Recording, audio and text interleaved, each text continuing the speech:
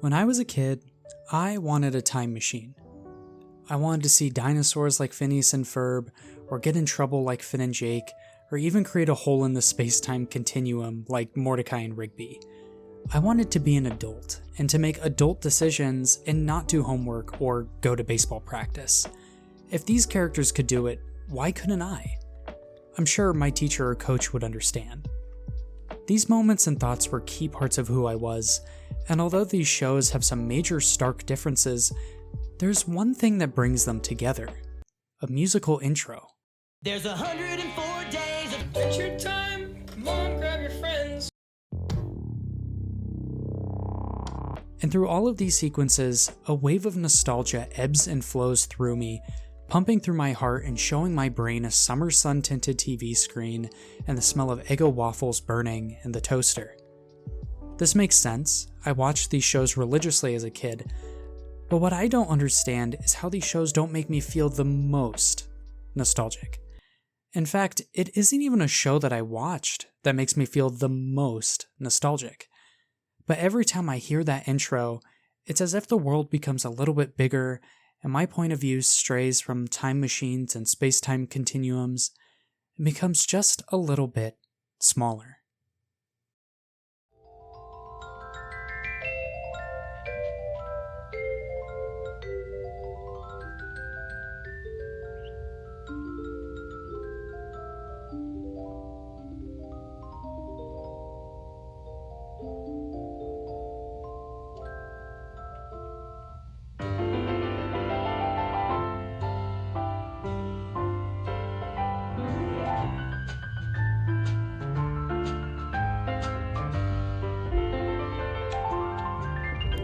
It's a beautiful day in this neighborhood, a beautiful day for a neighbor. Would you be mine?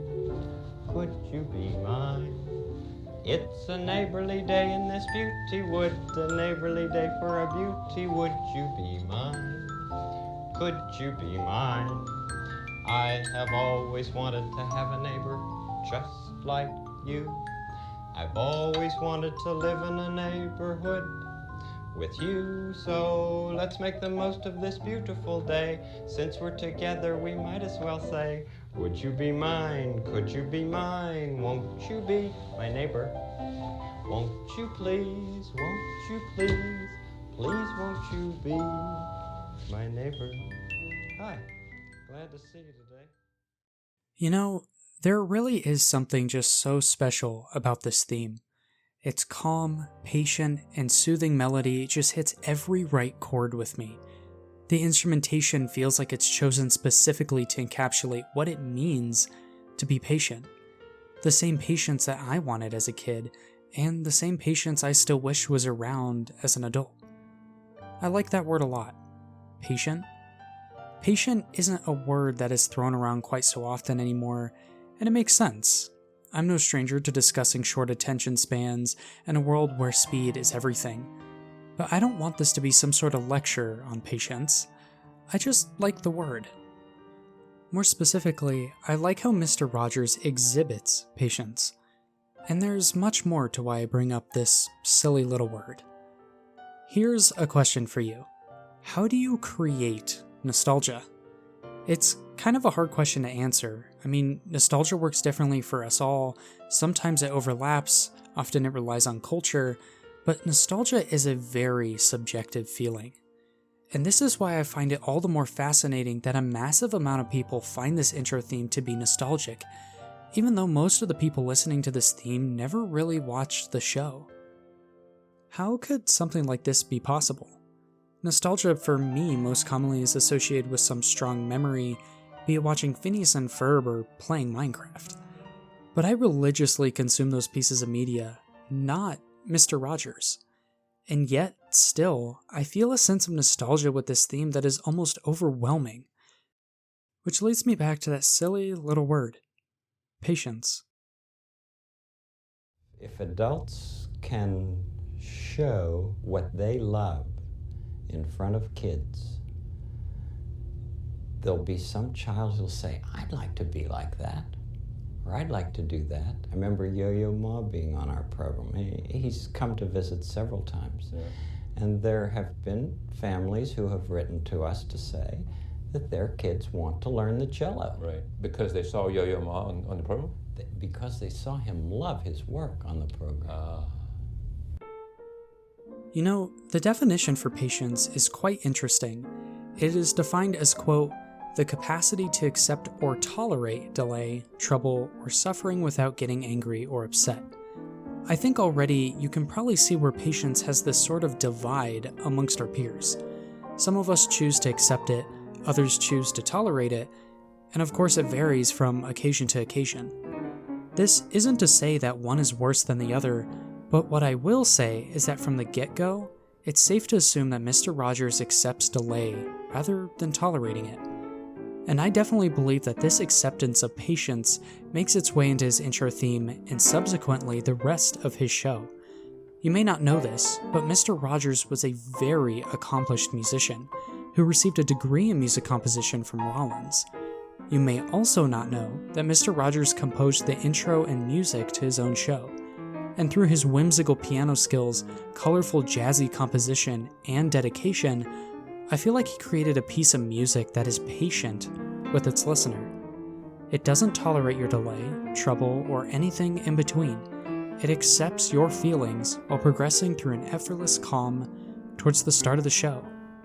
Layer this on top with the simple melodic line that Mr. Rogers sings at the beginning of every episode, it's almost impossible not to feel welcome here. Oh, it's a beautiful night in this neighborhood. So many people have helped me to come to this night. Some of you are here, some are far away, some are even in heaven. All of us have special ones who have loved us into being. Would you just take, along with me, 10 seconds to think of the people who have helped you become who you are? Those who have cared about you and wanted what was best for you in life.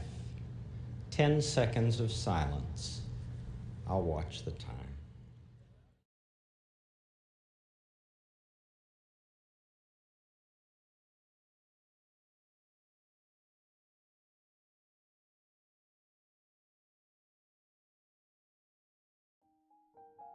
So, we've discussed that Mr. Rogers crafted a song to be patient, but how does that really work with nostalgia? I mean, how can a song take you from one moment to another, even in moments that you've never lived? It feels like it's a difficult task to grapple, and one that is quite difficult to explain, which it is. But lucky for us, it just so happens to be a coincidence that I'm taking a music history class that did a great job explaining this. Author Thomas Torino, a professor in ethnomusicology, dives deep into this realm of relationship between music, culture, and emotion. While I have been using the word nostalgia, Torino uses the word index, a connection between a sign and an object. Index is used all around us, whether it be commercial jingles or religious songs. Music is what often links these pieces of media with our everyday lives. The thought of index is why when you hear the beginning of a TV show intro, you think of the memories most commonly associated with that interaction with the music. Which, for example, was every time I heard the Phineas and Ferb intro, I would think of Eggos in the Morning and the beginning of Summer Break. This is even more fascinating in the case for Mr. Rogers. Even though I never sat down as a kid watching Mr. Rogers growing up, I still pair or index the musical resonance of his intro with my childhood. Except, what makes his intro even more special is that it isn't limited to a few specific memories of my childhood. Instead, it truly encapsulates everything being a kid was about. His intro sounds patient, and because of this patience, it indexes itself with the youthful theming of his show. This then creates a sense of belonging with Mr. Rogers from the first listen, even with no prior knowledge of who Mr. Rogers is. I believe that this is the reason why I feel more nostalgic for a show I never watched. Not because it just makes me feel like a kid, but because it references everything that being a kid is about. But it isn't just the intro music. He is one of the most gifted musicians. that I have ever met.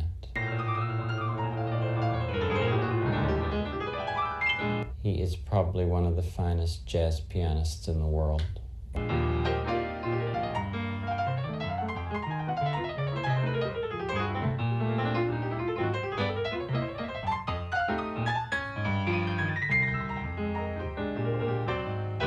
Well, with that kind of music, you couldn't help but find inside there an exceedingly sensitive man.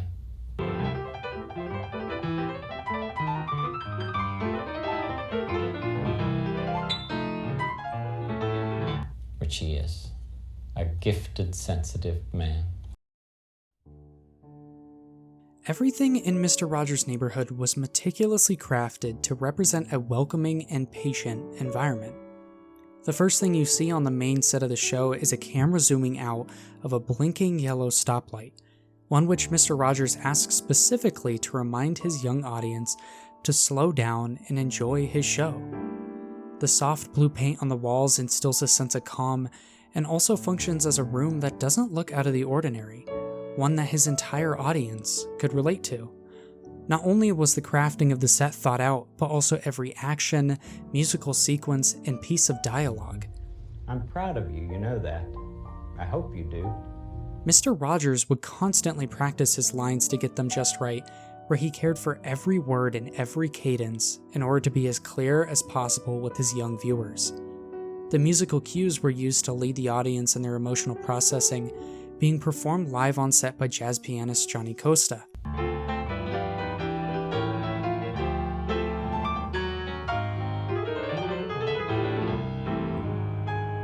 It's such a good feeling to know you're in tune. This was quite unique for its time, the idea of playing musical cues live, but was also extremely unheard of in children's television. Music, again, was one of the driving forces that made Mr. Rogers stand out from his colleagues. The dynamic between Jonny Costa and Mr. Rogers was one that truly created the magic of his show. Playing live for television is a difficult thing to do, and timings were often incredibly spontaneous on the show. I didn't do it for the ears of a child. I didn't do it this way. I wouldn't do that, so I figured, well.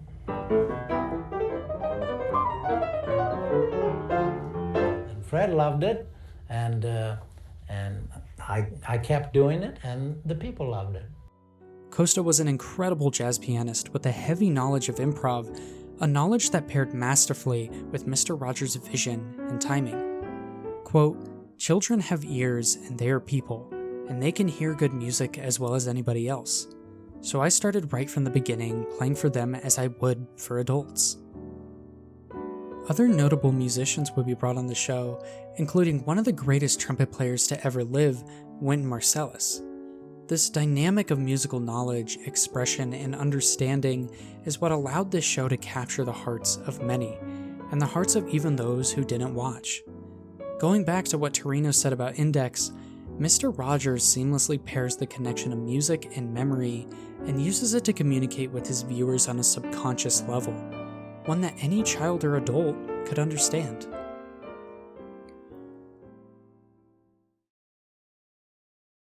Mr. Rogers is certainly one of the best things that's ever happened to public television, and his Peabody Award is testament to that fact. We in public television are proud of Fred Rogers, and I'm proud to present Mr. Rogers to you now. All right, Rogers, you got the floor.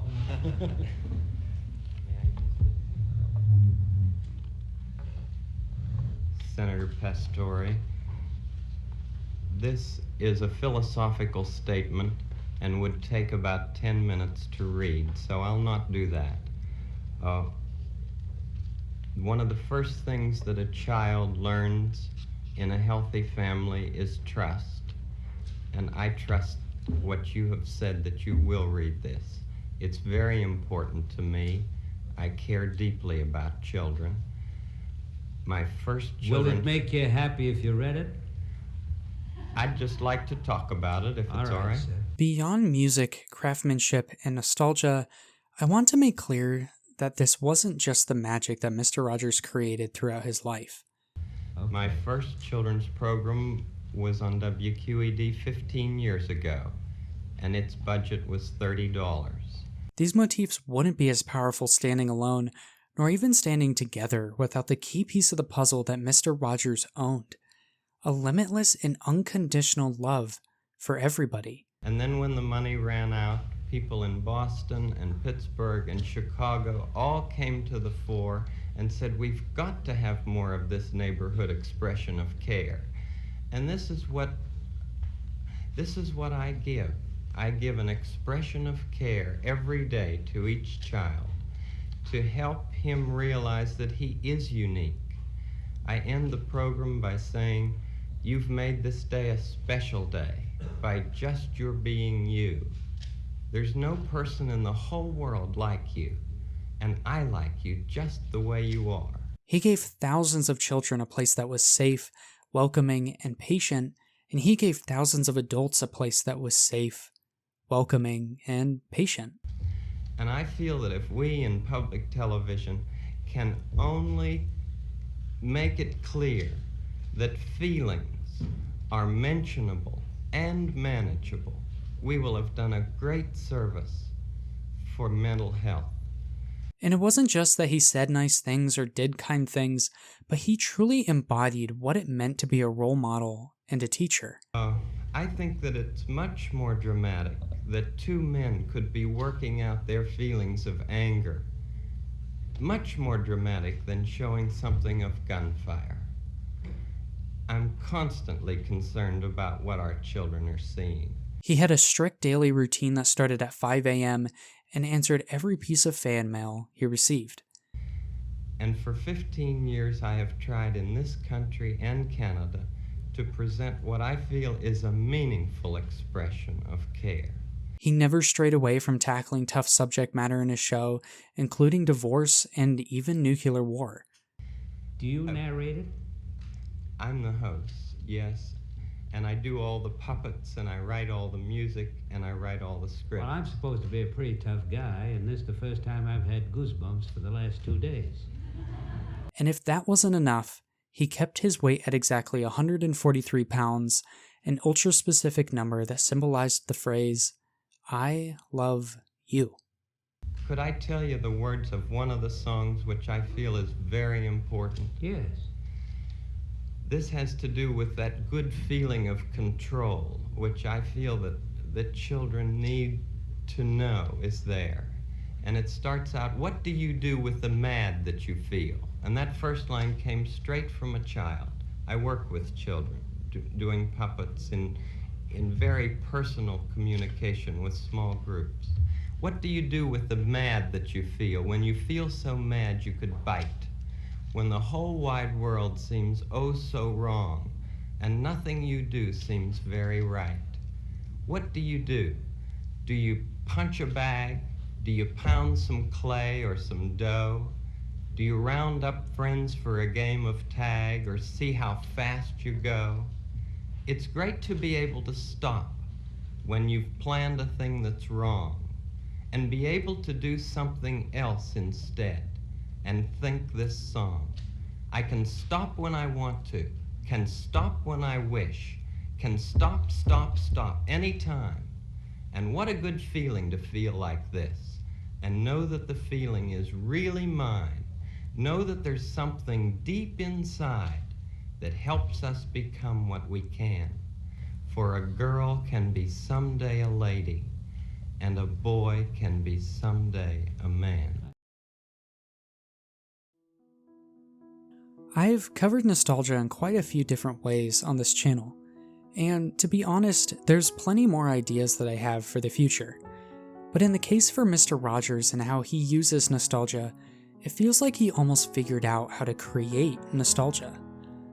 I'm not sure if he was aware of creating an emotion that often we don't realize we have until years pass by, but what I do know is that this show shows how a person's pure passion for what they do can create nostalgia for others.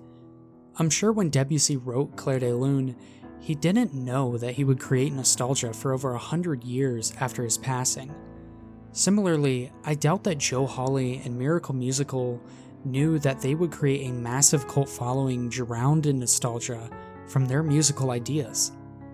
But something makes me feel like Mr. Rogers knew that he was going to create nostalgia with every kid that came across his show, and he poured everything he had to give into achieving that goal. I'm not sure if we will ever again see someone deliberately create nostalgia and succeed, but if we do, I think there's a lot to learn from Mr. Rogers. But you know, the toughest thing is to love somebody who has done something mean to you, especially when that somebody has been yourself. Have you ever done anything mean to yourself? Well, it's very important to look inside yourself and find that loving part of you. That's the part that you must take good care of and never be mean to, because that's the part of you that allows you to love your neighbor. And your neighbor is anyone you happen to be with at any time of your life. Respecting and loving your neighbor can give everybody a good feeling. When I was a kid, did I really know what I wanted to do with the time machine? Every cartoon I watched had one and always did the same things, but would I do what they did? I mean, dinosaurs are scary, I did have homework that I had to get done, and Coach would probably be mad if I wasn't at practice. The feelings I had, I didn't really know how to talk about, and I didn't really know how to act on emotions. And at the time, I had no idea what I wanted from my teachers or from my coaches. I just did what they told me, as any other kid would. I fell and learned from my mistakes, grew up and got good grades, but as the decades have passed, I do wish I could use a time machine like what Phineas and Ferb built, or the wacky contraption Princess Bubblegum created, or Rigby's basketball with the button on it. And with my cartoon time machine, I wish I could go back and tell some of the adults around me to be a little more patient. I wish I could ask them to take me out into the hall or off to the practice field for a second. And with some nervousness and a deep breath, I'd be able to ask them not just to be my teacher or my coach, but I'd be able to ask them, "Won't you be my neighbor?"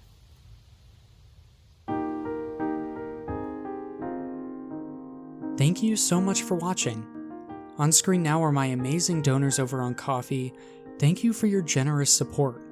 What I do wouldn't be possible without you all. If you are interested in becoming a supporter and being featured at the end of every video with a custom title, you can find the link in the description below. Also in the description, you can find the sources I used as well as the amazing musicians that are featured in this video. You all are what makes things like these possible, and I couldn't be more thankful for that opportunity. So go enjoy your days or nights, and maybe go watch an episode of Mr. Rogers' Neighborhood while you're at it. Thanks again, and I'll see you next time.